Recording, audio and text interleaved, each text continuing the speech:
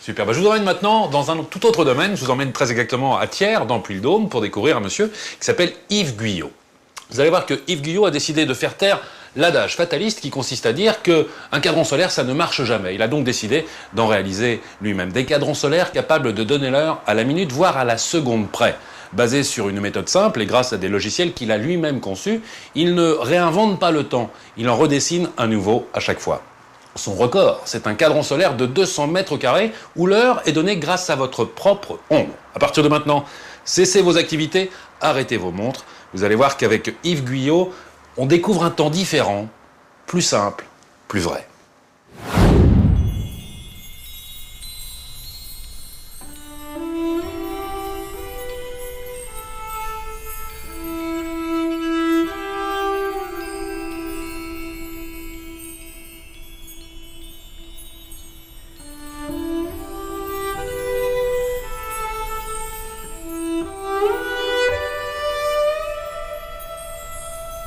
La rencontre était une heureuse rencontre en fin de compte, et puis un petit peu ensoleillée et chaleureuse. Donc c'est vrai que j'ai toujours eu l'envie du temps ou penser sur le temps. Mais c'est vrai que ce qui est intéressant, c'est que on se rend compte que maintenant on ne prend plus le temps. Les gens n'ont le temps de rien, que ce soit les plus jeunes, les plus vieux. Les gens courent tout le temps. Donc il y a sur le cadran solaire, on a cette envie de regarder. Donc le temps semble s'arrêter. Et ce temps, donc il faut prendre le temps. Uteri presenti ou carpe diem, c'est un petit peu ces devises qui sont très sympathiques. Hein. Prends le temps, vis présentement, ou terra non numera, prends sans compter aussi. Donc les devises, donc en fin de compte, le temps est toujours présent. Et pour moi, il a été toujours présent, puisque de faire des cadrans même tout petits me permettait de le contempler, ce temps. En fait, un cadran se calcule. C'est un objet de mesure avant tout, donc il y a un système qui est très très simple. J'envoie cet objet à mon client, le client le pose sur le mur choisi, quel qu'il soit, et vous voyez cet onglet projette une ombre. On pointe avec un stylo le bout de l'ombre, comme le client a fait ici, plusieurs fois dans la journée, en notant rapidement l'heure de la mesure et la date, simplement, et après le client me renvoie ses indications et je vais pouvoir, grâce à un petit programme que j'ai fait, calculer exactement l'orientation du mur, puisque vous voyez, elle varie suivant la position apparente du soleil, puisque comme vous le savez, chaque maison est unique, donc chaque cadran sera unique et sera calculé pour la maison et non pas pour le client. Il repère sa maison, qui est ici, dans ce cas-là, et sur les bords de la carte, on lit la longitude et la latitude, et par une règle de 3, on peut interpoler pour avoir la longitude et latitude précise de la maison. Et on voit très bien sur cette carte ici, la maison étant ici, que toutes les maisons, même pour un même lieu, n'ont pas du tout la même orientation. Mais ce qui prouve bien qu'on ne peut pas acheter un cadran dans le commerce s'il n'a pas été adapté spécifiquement pour la maison, même chez un parfait graveur.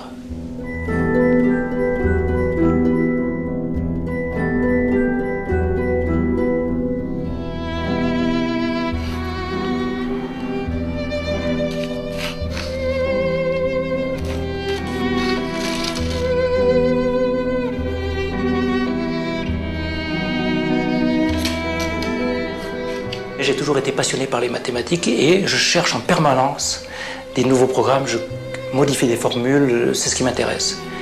Mais par contre, il y a effectivement cet aspect poétique et puis mélanger deux, parce que chaque cadran, qui est un objet scientifique avant tout, c'est vraiment un objet de mesure. Ce que je dis à mes clients, vous n'achetez pas un décor, parce que si on veut vraiment un décor, c'est pas chez moi qu'il faut venir le chercher. Moi, chez moi, je viens chercher un objet de mesure.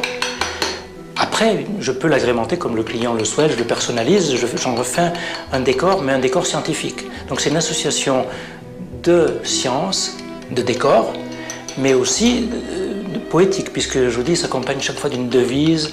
Moi, je crois que c'est une association de trois choses.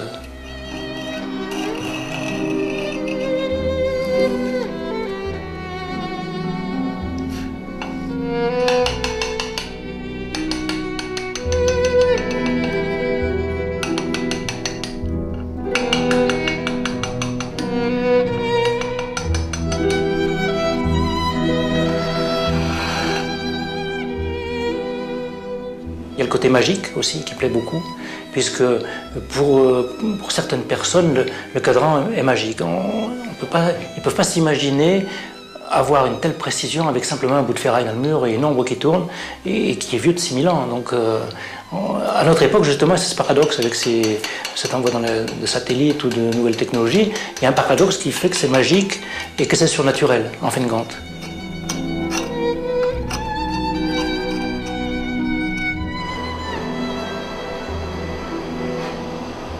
On peut faire une particularité, on peut graver une courbe qui peut être une date particulière, date d'acquisition de la maison, date des départ à la retraite, date de mariage, date de naissance des enfants.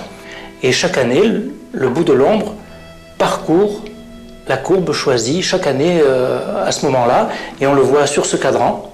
Le point lumineux, chaque année, le 26-11, va parcourir cette courbe. Pour indiquer qu'il y a un événement particulier dans cette famille, puisque c'est un cadeau qui a été offert pour un nombre d'années de mariage.